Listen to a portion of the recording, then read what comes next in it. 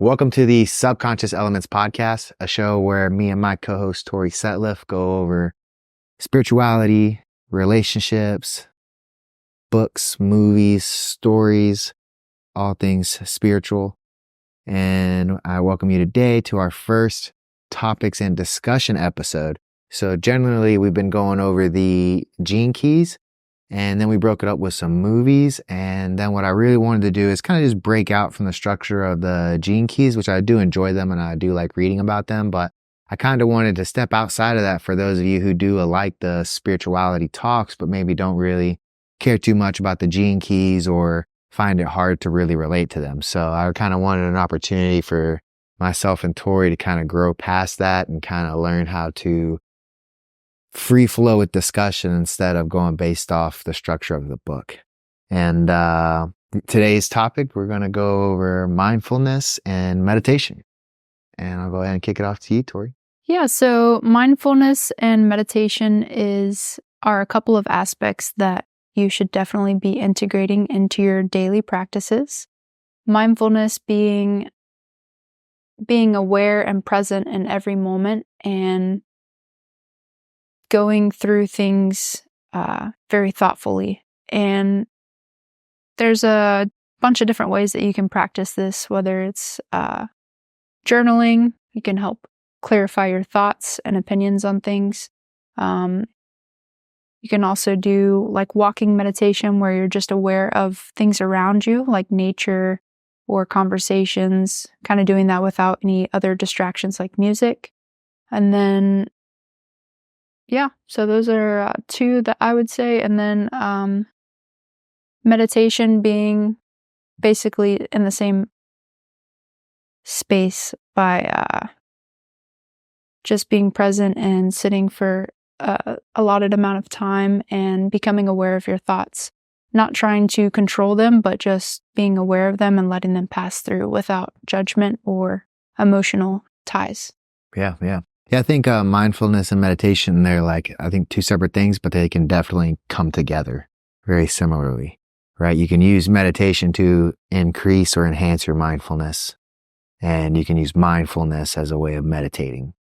So I kind of tried my best to break it down, but from what I can understand, there's three main components to mindfulness. We have the present moment awareness, so being mindful as you're doing things, like kind of almost taking that third person perspective as you're talking, doing, walking. And then you can have the non-judgmental observation. So you have this ability to where you develop this ability to where when someone is speaking to you, you try your best to not make quick judgments. And that's generally what happens with our brains when we're listening to people, is that as they're talking to us, we're making judgments on the things that they say. Like, okay, what do I think about this? What do I think about that? Oh, I have this to say to this. And a way to practice mindfulness is to fully absorb what they're saying without the judgmental voice. So trying to separate yourself from that is another form of mindfulness. And then we can also have acceptance of the present moment. So a lot of times something will happen and we'll spend time trying to make it something that it's not, or trying to figure out some way that the truth could be different than what it actually is. And by practicing accepting the moment, can we, truly move forward as far as like planning and actually taking action, right? Like not accepting the truth would only mess up any further action. So in order to take action, you must first accept like what is true here? What are the facts? And accept that this is reality, right? Because we all know people that kind of deny what reality is, right? Or just act like, oh, this can't happen. It's not fair, right? You have to get past the it's not fair thing. And then once you realize that life's not fair, this is reality. What can you do from there, right? Yeah, with the mental virtual reality of what you think things should be, or you think you have a preconceived vision of what you want to happen. And when the reality doesn't play out that way exactly, you become frozen and you dwell on what could have been, or you just refuse to accept the reality that is in front of you. And that's true in all things. It's like as much as you want it to be a certain way, it's almost always never going to be that way. And so you just have to allow for the universe to give you things in its own way. And whether that's like tips, informations, like signs, like you can start to notice things that happen for you. And yeah, like you're saying, getting out of the victim mindset, like this happened to me. It's like, no, this happened for you. And what are you going to do from there? It's like you have these tools that are given to you, this information that is given to you, and that's only for you to be moving forward. So taking what's given and keep moving, regardless of your perceptions, and changing your perceptions, changing your perspective. And like you said, third person observation and kind of separating yourself can allow you to not put so much emotional tie into it. 100%. Yeah, this really reminds me of two separate things. And just so I don't forget, so I can come back to it, but it's about a producer on Dune. But I want to tie it to jiu-jitsu real quick on how, like, a lot of times when you're going for submissions, you have to be ready to be able to commit to that submission, but also be ready to give that submission up at a moment's notice. And it's like a hard thing to come to because you have to, it's like one process of it is that you finally get good enough to even threaten the first submission. And then you realize that as you go against better people that you have to then give the submission up and get ready for the next thing. And that's like a hard thing in itself because you're like, if I could just, like, almost had it.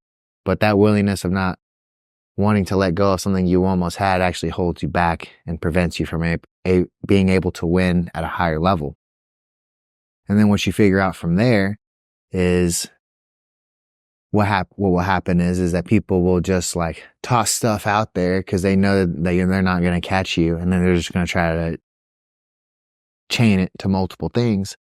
But if you never actually threaten me with the first thing, if I sense that you're just tossing it out there and you don't have any real intentions on finishing it, I won't even give you the reaction that you want. I know that you're just fishing and I just won't even do it. I won't even respect it. So it's like finding that balance of you have to commit enough to the submission to make me believe that you're committed, that you're going to finish me with that so that I put on a proper defense, but then actually still be prepared to switch at a moment's notice. So you got to go like all in, but at any moment ready to switch. And that also reminds me of this thing with a producer on Dune where there was like a lot of edits in the movie, right? And that movie was long, right? Like 3 hours. And there's still like a whole bunch that they cut out. And a lot of people were asking him if there was going to be a director's cut. And he just explained that there was a long and arduous process of cutting down the film in order to create this thing. And that each piece of film is like his baby because essentially like he puts everything is like calculated and planned. And he said the process of him like killing off that part of his idea is like a finished thing from him. And he doesn't believe going back and reanimating these ideas that he put to death essentially. Like he just put it to like such an intense level, you know, and you know, if you don't take anything that seriously, it doesn't make a whole lot of sense. Like he's talking about like putting these babies to death, you know, or these ideas are babies and they had to put them to death and he doesn't want to reanimate them and bring them back to life. But when you put so much time into something and you know it's magnificent, but you have these constraints that you're working with, you really do have to like, it feels like your baby that you have. You just got to let that sucker die so that you can move on to something greater. And so I just thought that was really interesting how he took that whole perspective on it because in the culture, it's really popular to do a director's cut, which, I think it was the guy who did Zack Snyder became really famous for, because he always felt like the producers wanted something more cookie cutter and chopped down for the theaters. And he always wanted something longer and, more gruesome or intense. And so he became really popular releasing these director's cuts after the fact. Mm-hmm. So I just thought that was a cool perspective because I felt like that kind of relates to what we're talking about with accepting the present moment and what is and letting go of what could be, should be, would be. Yeah, and you see that a lot on a smaller scale with being a creator now and the videos that we create. Like, we've done many videos where we're like, that's never going online. Like, that was not good at all. And so we just have to accept that we prepared for this entire thing, and the day was basically, in a sense, ruined or unuseful to us, when in reality it isn't. It was necessary for our process to understand like where we're at, how we can improve. But if it's so bad that we can't really use it, it's just like you just have to accept it and keep moving forward. So we experience that for sure, whether it's us doing videos or you on your own creating content for the pages. It's like you go through this whole editing process and then you realize, yeah, now scratch it. And so it's like you just spend all that time and you're like, I used all this time, so I have to use it. And it's like, nope, you just have to accept it. Just keep going, try something else. And so a lot of these pathways do lead to a dead end, but you can take the knowledge that you've learned from that and apply it to a different set of information or content. Yeah. And I wanted to get further into like the benefits of mindfulness, and then we could go into like different practices and stuff. But I did want to make a comment about like the second aspect, which would be non-judgmental observation. I remember this really cool story in a Don Miguel Ruiz book. I want to say it wasn't the first one. It wasn't the Four Agreements. I think it might have been the one written by his son, and I can't remember exactly which one it was. But he was telling a story about how he was interpreting for his mom and or his grandmother. So his grandmother speaks mostly Spanish, and then he like is in the family business, like they're all shamans, but she does like these huge speaking events, and he ends up as he's like an assistant, like intern, obviously working for the family, but like a journeyman shaman or beginner shaman, and part of his job is to translate for his mom to the English speakers, because he's younger, been to school, knows the words very well. And he just goes through this story of how he always struggled with misinterpretations, and that he could never truly like explain what his grandma was trying to say because there weren't direct translations for certain words. And he's saying like he would always like struggle with like how to explain things, and that no one would really explain to him exactly how to translate them. And one of the things, finally he brings it up to his grandmother, and she says to him that he's too busy listening to his own self-talk, and that if he just listened, he could translate it. And he ended up coming to understand that when we listen to people, we're like actively like trying to translate what they are saying into our own brains. And that in of itself deters you away from the original message. That you have to like be fully present into what they are saying. And then like you have to fully understand, commit 100% of your attention to understanding them. And then you can translate. But if you're actively processing what they're saying while you're listening, you're actually not fully listening. And that cracks me up, because I swear, or maybe we got to find it too and like add this clip into the podcast. But there's this hilarious clip of, I want to say, man, the bald redheaded comedian that's always yelling. You remember he did, he's like, oh, come on. You're talking about Bill Burr? Bill Burr, yes. Man, he's got this hilarious segment where he's like saying something, and then someone like comments back on what he said, and he goes, yeah, you hear that? He's like, no, that's not what I'm talking about. See, you just took what I said, chopped it up in your brain, and then spat out what you thought. He's like, if you just sit there and shut up, I'll tell you what I mean. And that's like so true. It's like people hear what you say, and then they go, you do this to me a lot. I'm just kidding. Just a little bit. He's not kidding. This is how he interprets how I interpret. But no, essentially what we do is we're like interpreting as someone's talking, but that isn't true listening. And that's hard to understand. But I try my best to practice that in a podcast, where I'm like, because in a podcast, it really is a skill, right? Like I have to have questions ready to go. I have to be listening to what they're saying, but I have to be able to like have something ready to go right as soon as they're done talking. And I never know when they're going to stop. Like some people are skilled and they know how to kind of like set you up with their tone and their pace. And then some people aren't that good at it, and then they'll just drop off and stare at you. And then you're just like, and then you got to go. Right. And then they might not have even had anything really to say. Like they might thought they had something to say, but then don't have anything to say. And then, and then you don't even have anything to go off what they were saying. Now you have to like lead the conversation in a whole new way without it being awkward. And so just like finding this balance of like, because here's another problem. If you're too much thinking in your head of how to steer the conversation, you miss what they're saying. And then the conversation ends up being awkward anyway, because your listeners are like, well, why didn't he ask him about this? And I've totally made that judgment on Joe Rogan before where, he's talking to someone, and most times it's really smart people, which makes me even understand it more why he's not like super, in depth into the conversation, because it's so hard. But like where, for example, I remember specifically like a Jordan Peterson talk where Jordan Peterson goes in this really in-depth thing. And I was like so excited to learn more about it. And like, as soon as Jordan stops, Joe just hits him with a question about something completely different and just changes subjects. And I wanted to like pull my hair out and be like, why didn't you ask him about this, dude? He just told you he studied it for 12 years. Like, get some more questions in there. And now that I've been in the position of running a podcast, I totally understand now. It's like, sometimes people say things that are kind of like catch you so off guard that you weren't even ready for. And you already had like the structure of how you thought it was going to turn down. And you're like, don't even have time to process what they said. You're just like, this was what I was going to say next anyway. Like, you just can't even help yourself because it's too fast.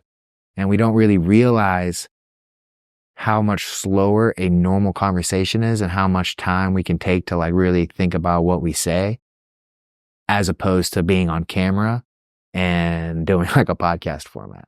Yeah, it can be really nerve-wracking. And so that aspect alone kind of clouds your thoughts. Like you think, oh, like I didn't prepare enough for this, or like, oh, what is he going to ask me next? You have like all these worries in your mind, and then you realize like you just have to stop. You have to tell your mind like, it's okay. Like, you prepared enough. We're here now, and this is what we're doing. So it's like, sometimes I'll be in a conversation, I'll be thinking about something because someone will bring something up, but you're already in the middle of a thought process. And you're like, okay, wait, what did you say? Because you have to like slow down your mind in order to even connect to them. Like, You're saying the people you work with are slow, Tori? Anybody that everyone's slow, Tori. Anybody that you talk to, you can just realize like they'll start talking to you while you're already talking to yourself. And you're like, Yeah. You're in the middle of a conversation with yourself and you're like, okay, wait. What were you saying again? Mm-hmm. And then some people don't even ask you, what were you saying again? They just pretend that they know what you're talking about, and they'll just like, and that especially happens whenever someone doesn't speak the same language. Maybe you understand a little bit of the language, like you experience this when you're speaking to people that speak in Spanish, where you're just like, see, and you're like, you have no idea what they're talking about. Maybe like slightly, maybe you picked up on a couple of words and you're like, oh yeah, sure. And it's like, it's the same thing in English, where you even speak the same language as them and they're speaking very easily, but you're just in your own mind and you can't turn that off. But you just have to realize like, they're speaking to me, this might be super important, or just treat it as if it is super important, even if it's possibly not. Just like give them the respect of listening. And so, yeah. Yeah. And that skill, and it's a skill in of itself. And people have mentioned it to me that I do pretty well at it. And I feel like I learned it from the core, but again, just like that, the skill of listening and just dropping everything that, not just that you're doing physically, but also mentally. So, and the only reason I have any awareness of this is because I've experienced it. Like, you hear people talk about how like, man, he makes you feel like you're the only person in the room. And it's like, yeah, dude, I've been in a room where someone's like not even paying attention to you when you're talking. They're just like on the computer or whatever. Right? And then you meet a leader who like stops what they're doing. And they're like, yeah, no, tell me more, dude. And they're like actually interested in the things that you're interested in. Makes you care. You're like all of a sudden way more emotionally invested in that leader because he cares about what you have to say. And all it is he's just stopping and then giving you the space. And I've done that in men's groups too, where it's like they kind of set it up like a game, but essentially it's like each person gets a chance to be present, or gets a chance to speak their mind with other grown-ups that are present or being present. So instead of like no one's like whispering or chit-chatting or talking, right, or on their phone, everyone's just like present and listening to what you have to say. And that's very powerful as both like a leader, someone learning to be a leader, a man, a woman, anyone trying to just look for that self-growth, is like being able to get out in front of people and like speak your mind. Yeah, for sure. And when you can connect to that person, you can create a bond, a relationship, and just allowing them the space to talk, even if you don't really have anything to say, like it can just help them work themselves to the answer. Like you don't even have to give them the answer, just them being able to express themselves may allow them to come up with their own answers. So, Right. So anything else you want to talk about as far as like the components of it? You want to move on to benefits of mindfulness? sure. Yeah. So some of the benefits of mindfulness can be reduced stress, enhanced focus and concentration, better relationships, and increased self-awareness. And you may be wondering like how all that comes into play. Well, through mindfulness, you realize that in the present moment, there's nothing to actually be stressed about, right? So, and you can dissect problems easier when you're not emotionally charged, right? So mindfulness can help disperse the emotional charge that you may have, where there may be anger or nervousness, anxiety, sadness, and then which will allow you to make better decisions.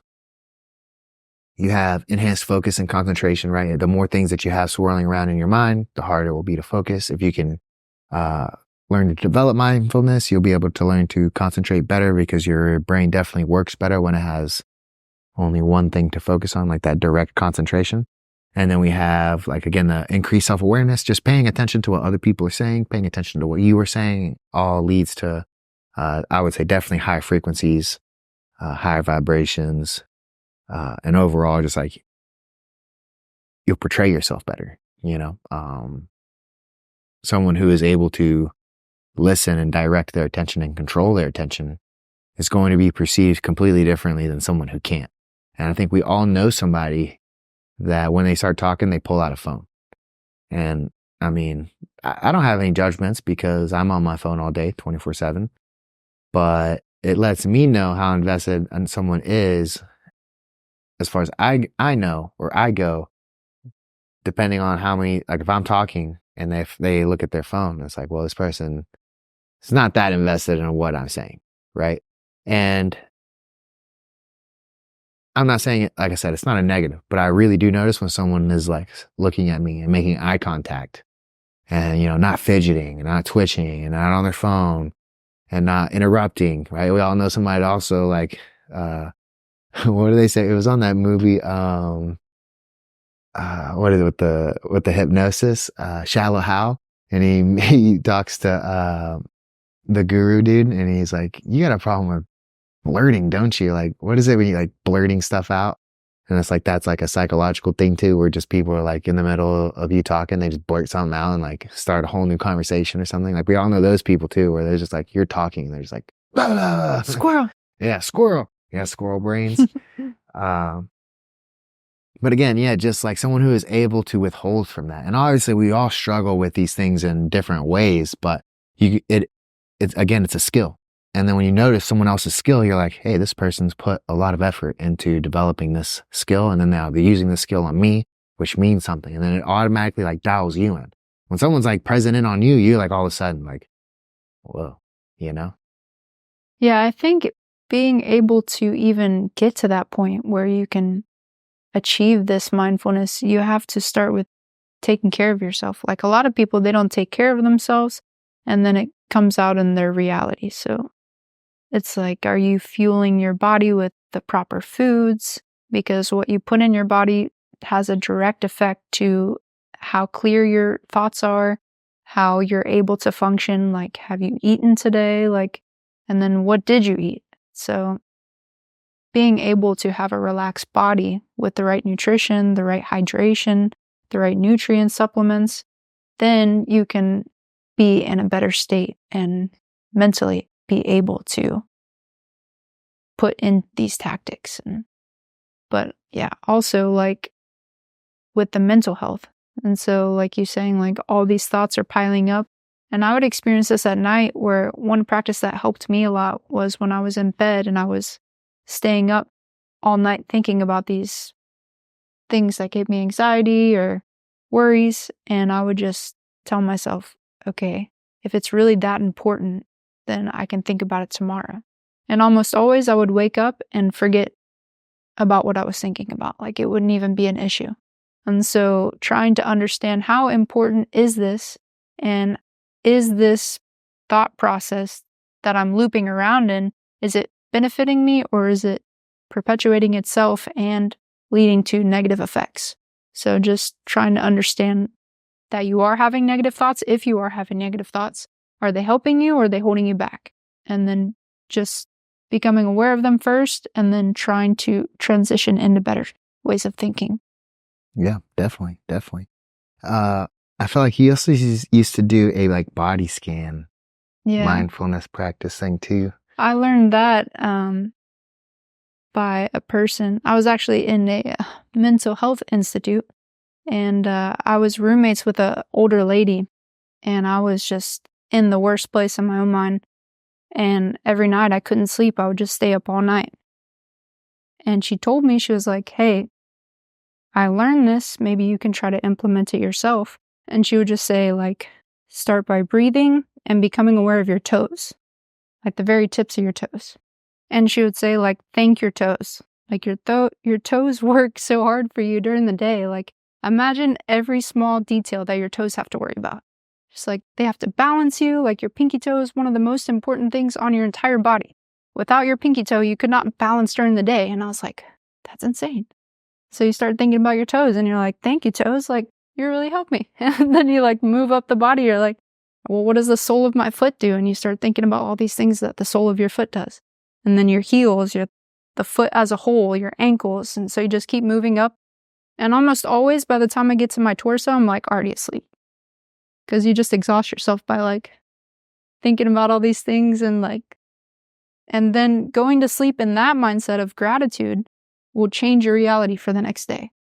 Instead of being like, oh man, this person said this to me and my mom said this to me when I was a kid and this is why I'm like this and I don't like her and I never liked her and all these bad thoughts you're going to bed thinking. Yeah. I had that written down for the mindfulness practices.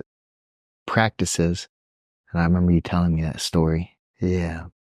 And so we talked about, the enhanced concentration, the better relationships, right? And I feel like we notice mindfulness a lot in our relationship. It's like, only can we like help each other is when we are like brought to an awareness of our own behaviors, right? And it's like, we essentially are just like a mirrors for each other. And mindfulness is just a way for you to have a mirror for yourself, right? Like we help each other with mindfulness by self-reflecting, but mindfulness is just the act of doing that without someone else, right? Yeah, Pretty so we interesting. are lucky enough to have each other as a reflection. And like you said, just the acceptance of the other person when they are expressing moments that can be considered like bad behavior or bad ways of thinking, like approaching them with a mindset like, yeah, me too. I experienced this too. Like maybe it's not appropriate the way that you're communicating with me, but I really want to help you through this process so we can learn how to communicate better. And so we just accept the person the way they are, whether it's anger, sadness, whatever emotion they're expressing, because it is a very visceral experience for them, and helping them see like, hey, you don't have to be like that. Like, why are you like that? Are you defending yourself because you've experienced some type of like mental attack or some type of trauma in the past? And so it's like working through that on a deeper level. Right. I agree. It's definitely not fun, but it's work that needs to be done. Yeah, and the whole breathing thing too, that's another practice that you can implement. The same lady, she told me about breath work, and she would say just breathe. How's this lady so smart when she's in the loony bin with you? I met some really smart people in there, I'm telling you. I listened to another podcast about someone who became a psychological teacher and therapist. And he was saying like, the conversations that you have with people in the mental health institute are way more real, way more like they just relate to the way of the human experience better than outside conversations.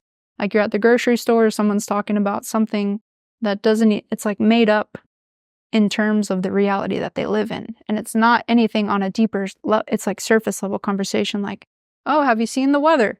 Yeah, I love the weather here in Houston. And it's just like, it's like robotic almost.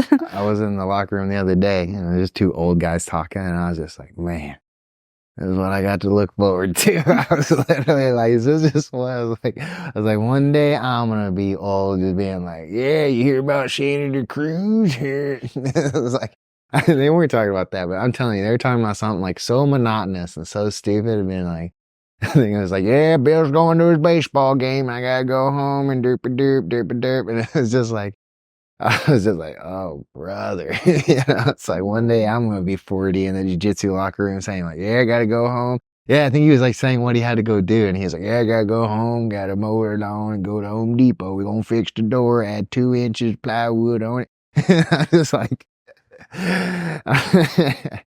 but yeah, no, that like, and it's hard to get past like the beginner talk or small talk, but it's like customary to be normal is like start with small talk. Don't be weird. Don't ask too much of invasive questions. And then, so yeah, you end up just the only thing you ever really say anybody like, it's like, is appropriate conversations.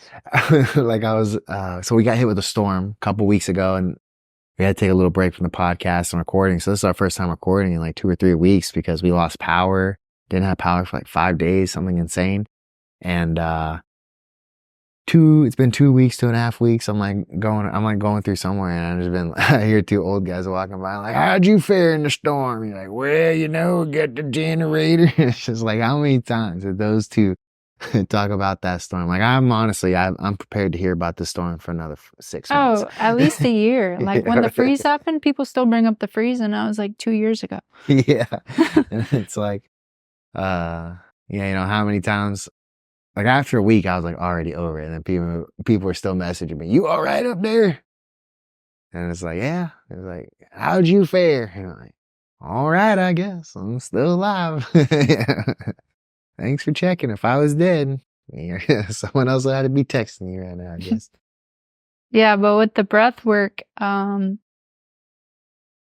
so you can make up any amount of time. Like in the beginning, maybe you breathe in for 15 seconds, hold it for 2 seconds, and then breathe out for 15 seconds. 15's a lot. It should probably go closer to like 6 or 7. 5, 10, whatever you think that you can do. But yeah, just like bringing your thoughts to the breath. That's the main reason why you should do it. It's because whenever you're focused on counting, you're focused on your breathing, you don't have capacity to think about anything else. So whatever you were thinking about has to dissipate in order for you to focus on the breathing task.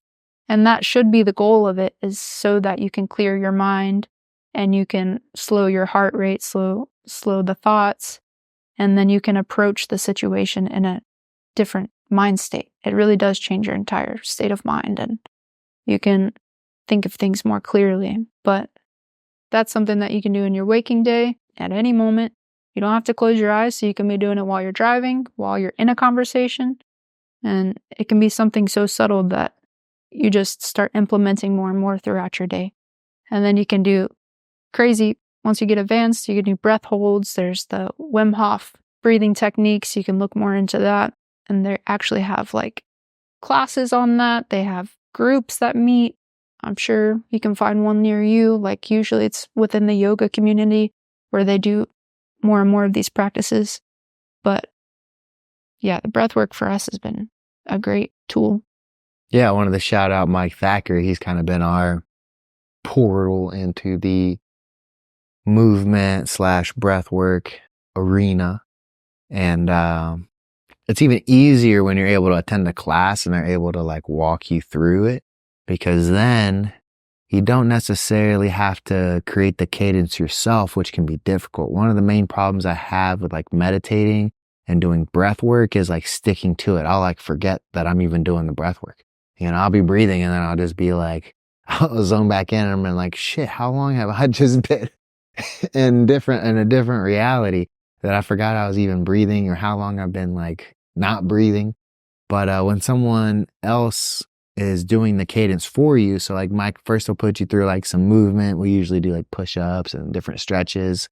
And then you do breath work. So you just like lay down, you close your eyes, you can cover it with a shirt or whatever, you can get comfortable. And then he essentially just does the cadence for you. He tells you what to expect and then does the cadence, and he kind of walks you through like a little safety breathe, because be mindful, you can become super lightheaded, right? So you don't want to be driving when you're doing breath work. That's like a huge no-no. You can even like kill yourself swimming. So like you don't want to practice breath work and then do breath holds in the pool. That's like a huge no-no, right? Because not only are you training your ability to go without oxygen, you're also training your ability to deal with the buildup of carbon dioxide, which can make you pass out.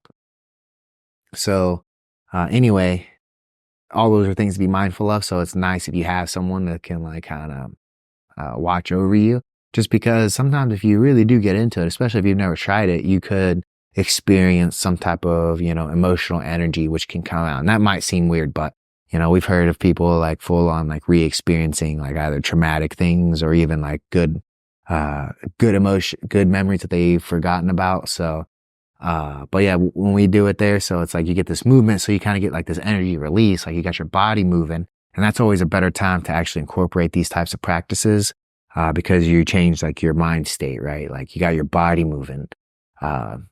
Right. And it's always an easier way to learn too after you've done some type of movement.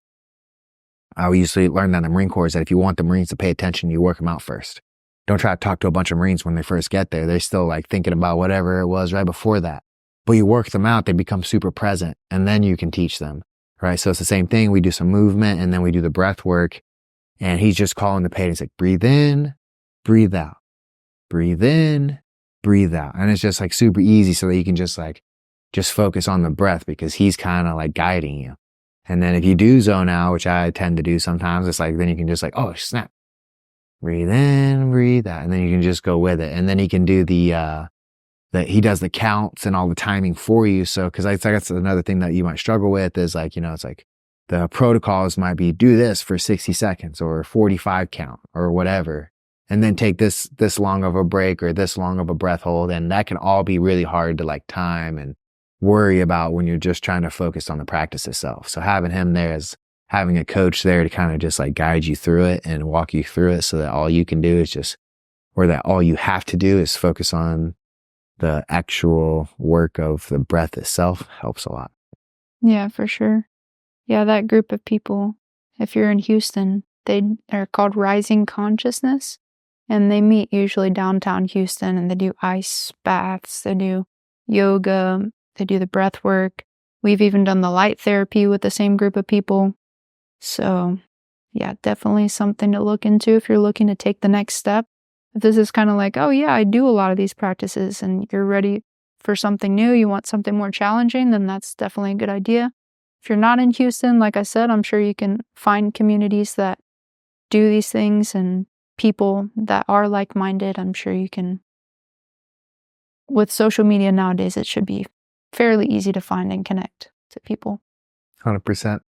Yeah. And so just some more real quick mindfulness practices. You have the breathing mindfulness, the body scan meditation. You got mindful eating, walking meditation. Love those. We go on walks together sometimes. Anytime I'm like really anxious, I'll literally just go on a walk. I'm just gonna go walk. I'll listen to my podcast. I'll listen to my music, whatever. So walking is always great, because it's like enough movement to like get that kind of like background noise to go away. Cause sometimes even though you're thinking, you just got to be doing something, and walking is good enough to where it like burns energy, but it's not like overtaxing your ability to still think. And you can even like think and listen too, right? You can kind of like put in a podcast in the background. You're just walking. You can get a little bit of nature while you're out there. So I definitely recommend walking meditation. And yeah, just a little tip out there too. You are what you consume. So obviously consuming can mean like eating wise, but it can also mean like listening wise and reading wise. So I know a bunch of people who they start their morning with a walk and like a motivational podcast, like their favorite podcast that like gets them up to like kick ass, right? So that can like start your whole day in like a certain mindset, right? So if you're in a really bad way or you're struggling with some things, go on a walk and put on a good podcast. Put on the Subconscious Elements podcast and learn about the gene keys and our elementals episode. And we'll be doing Dune soon. We're going to do Dune 1 and 2. So I'm glad I got to tie that in here earlier. But super excited to break those down. And we got mindful listening, obviously. That's always right. So like that's like a way to practice mindfulness with your partner is the mindful listening part. Tori never does that. And then one of the ones I want to talk about too is like the flow state, right? So like anytime you can get into a flow state, it can like help you with mindfulness. And you can get into a flow state doing nearly anything. Like I've seen people get into a flow state tapping pencils on a desk. It's like literally whatever like repetitious movement that you can do that's challenging but repetitive, like and you're skilled at it, so it's a little easy for you, a little bit challenging, but you're like natural at it kind of thing. And you can get into a flow state like crocheting, running, lifting, jujitsu. That's what I'm about to tie it into is jujitsu. Boxing, hitting the bag, swimming. What else do we got? Reading, music, whatever. I mean, there's literally millions. Tattooing, drawing, creating, all these things that can help you get into a flow state can help you with your mindfulness because it's that same act of not thinking about anything else except what it is that you're doing. And there are gurus and masters who will say that one of the keys or secrets to life is to be able to do that with everything. Like, don't think about if you should be washing dishes, if God wants you to wash dishes. It's like just be present with washing the dishes, doing the best job that you can at washing the dishes, at peeling the potatoes, at doing whatever it is, right? And that's like a higher level because trust me, when I'm sweeping, I ain't thinking about doing the best job sweeping. I'm just like, get this done, I'm going to do this, and then I'm going to do that, right? But that's still like that act of being anywhere else but what it is that you're doing. And just the act of being completely present with what it is that you're doing is a whole spiritual movement in of itself. And so, yeah, I do jujitsu. That's how I get my mindfulness training in because it helps me not think about anything else but what it is that I'm doing. And I know that for an hour or two, I'm not on my phone. I'm not on my computer. I'm not on Instagram, none of those things. I'm not thinking about all the problems I got. I'm not thinking about all the different future possibilities that I'm trying to make happen. I'm not worried about what happened to me in the past. I'm not worried about the mean things that people have said to me. The only thing that I am thinking about is how can I choke this person or break a limb? And that is mindfulness. So again, try to find that wherever you can. We don't have too much longer. I did have one section about like how to start. But I guess I can either gloss over that and we can get into the next segment. The only, like how to start essentially is like to set aside the time, find a quiet space, be patient, and then essentially find resources and integrate. Right? So unless you have anything to say about that. I was going to say that thoughts will try to deter you oftentimes, and they'll try to convince you that they are important and that you should be listening to these thoughts. And it's like patterns of thinking that are habitual. And so once you break these habits, it becomes easier and easier to have better thought patterns. And so as convincing as these thought patterns can be, just bringing your mind back in the moment, like whether it's the breath that we talked about, whether you need to put on some music, whether you need to change the scenery, go outside, whether you need to take a shower, take a hot bath, doing something, light a candle, maybe that'll help you think of something different. Pet your pet.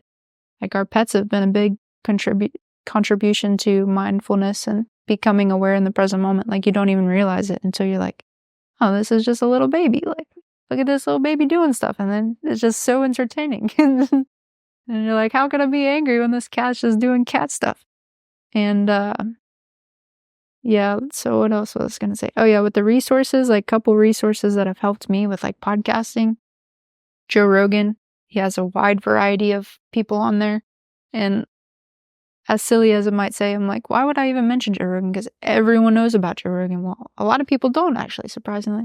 And so, like Lex Friedman has been another one, Aubrey Marcus, Jordan Peterson, Andrew Huberman, Deja Blue, Matthias DeStefano. So if you're looking for something, maybe you don't know of these people, maybe look them up, see if you like what they're putting out. Maybe you can relate to them in some way. And like I said, these have been great tools for me personally. Awesome. Yeah, so our next segment is we want to kind of do like top 3, our top 3s of a bunch of different things. But first, let's start with our top 3 books for spirituality. And so we'll just like go 1 and 1, and then we'll kind of go down. We don't have to go like too much into it unless you want to. But yeah, let's just go from there. Number 1 spiritual book you recommend, or number 1 spiritual book that has helped you go. Yeah, so obviously the entire podcast was created off of the thoughts that I've implemented from learning from the book The Gene Keys by Richard Rudd. And this has been super transformative in my journey, continues to be super transformative, because no matter how many times I read through it, I'm learning something else.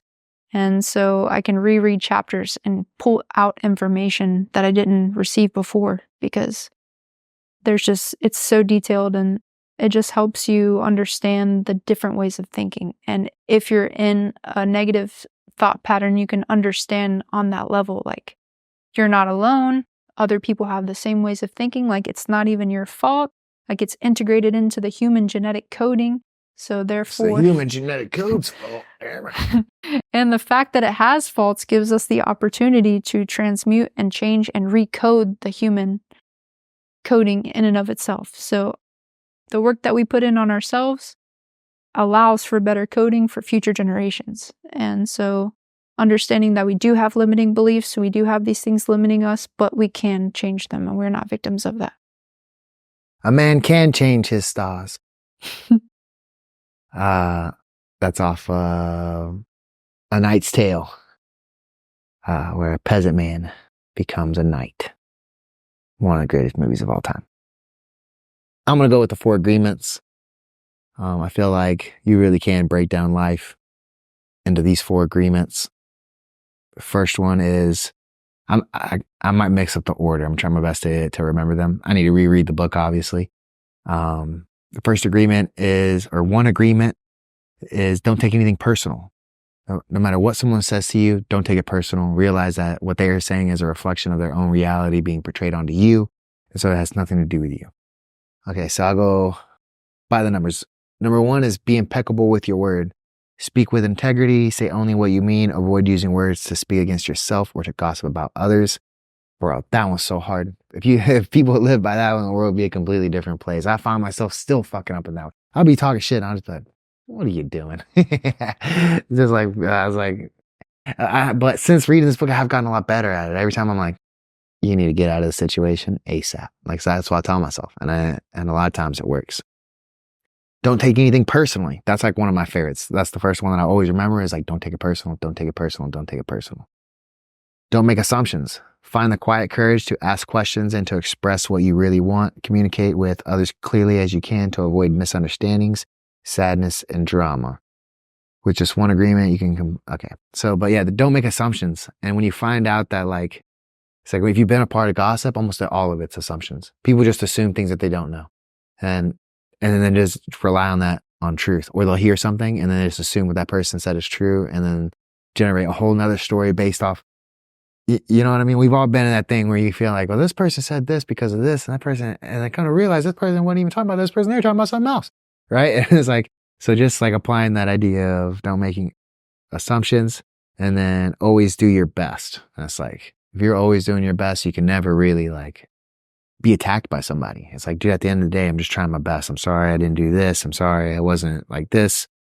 But it's like, I'm doing my best, right? You can feel good knowing that no matter what happened, you put out your best effort.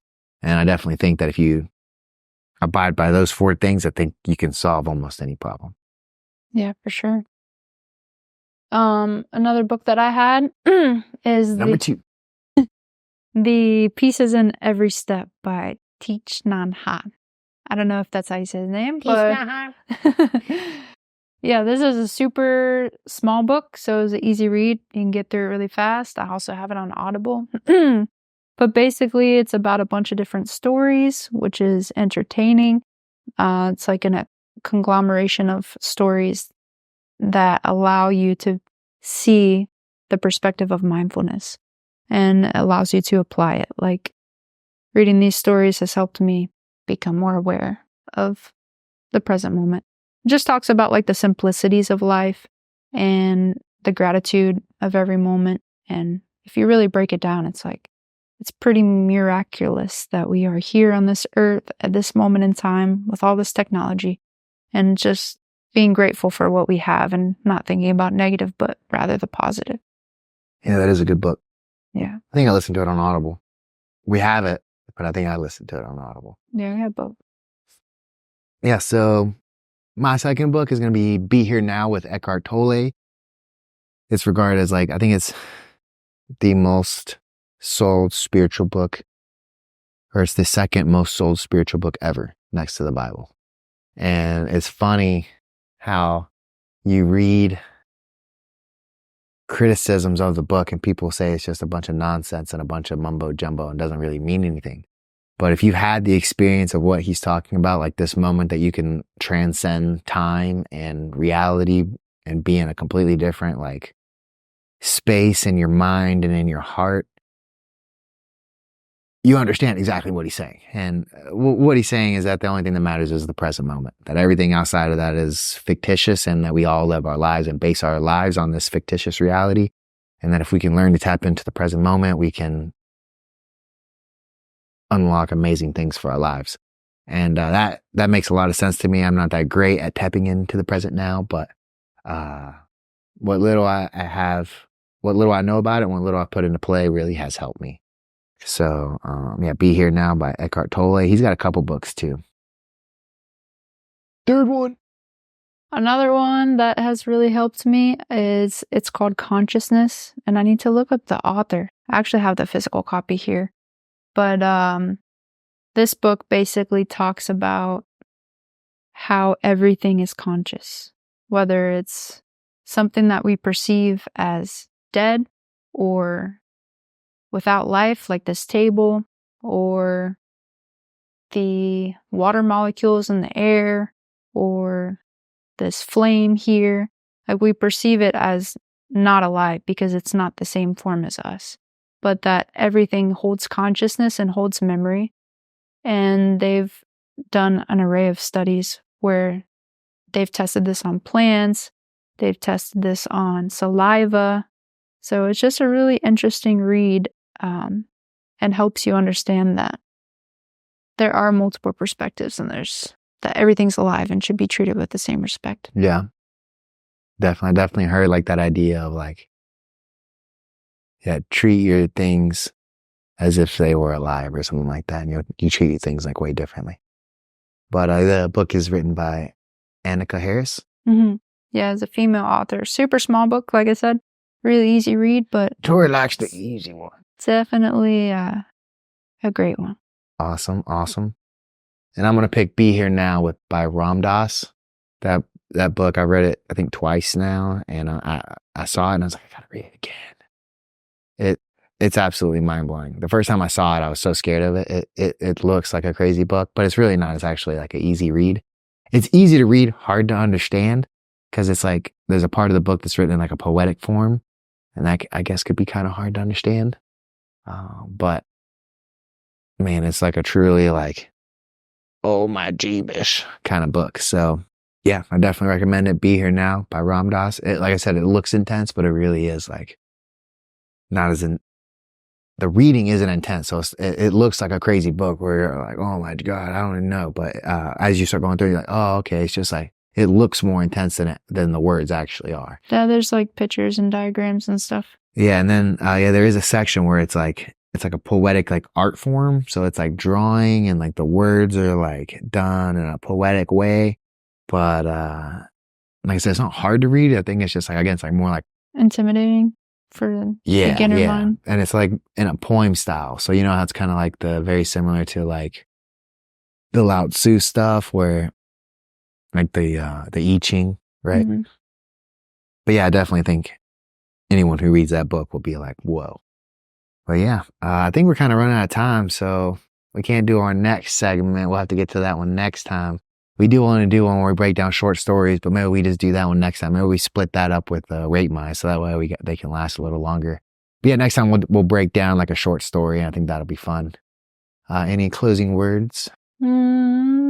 Whether you're a beginner or advanced, I think there's always room for improvement. So first start with understanding where you're at and look for these resources and try to improve. Because at the end of the day, that's the best thing that we can do. Try to be the best version of ourselves. Yeah, supposedly another way you can talk about this is like the alignment of the subtle body and the inner body. And supposedly the only thing that you leave with in this reality is the work that you've done on your subtle body or your inner body or your subconscious elements. And we'll see you next time.